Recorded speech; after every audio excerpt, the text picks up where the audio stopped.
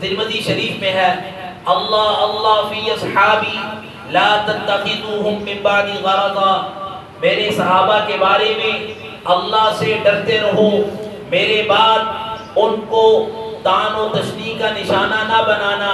اور پھر آگے فرمایا فَبِحُبِّي أَحَبَّهُمْ وَمَنْ أَبْغَضَهُمْ فَبِبُغْضِي أَبْغَضَهُمْ وَخَيْرُ الْقُرُونِ قَرْنِي، یاد رکھو ان سے محبت مجھ سے محبت کرنا ہے، ان سے بغض رکھنا مجھ سے بغض رکھنا ہے، خیر القرون قرنی، اور بہترین زمانہ میرا زمانہ ہے۔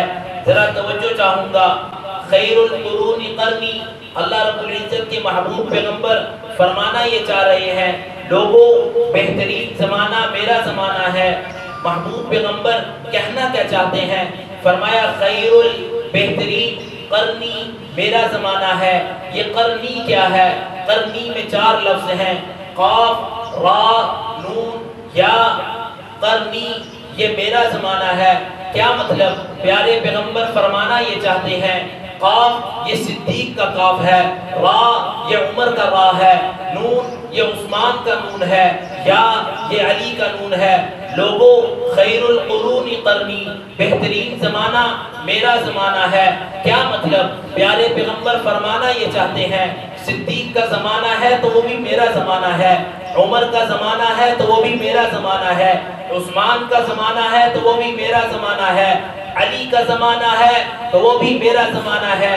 جب یہ سب زمانے میرے ہیں تو کس کی جرت ہے کہ وہ ان کے بارے میں گفتگو بھی کرے اور پھر ایسے اعتراضات کرے کہ جس سے وہ اپنا ایمان تو ضائع کرے ہی کرے، لیکن میں اور آپ اپنے ایمان کا اتنا بھی اظہار نہ کریں کہ جگہ جگہ پر صحابہ کے نعروں کو پھیلائیں، صحابہ کی گفتگو کریں، اپنے گھروں میں صحابہ کی زندگی کا مذاکرہ کریں، اپنے بچوں کو یہ بتائیں کہ صحابہ نے کیا کیا قربانیاں دی۔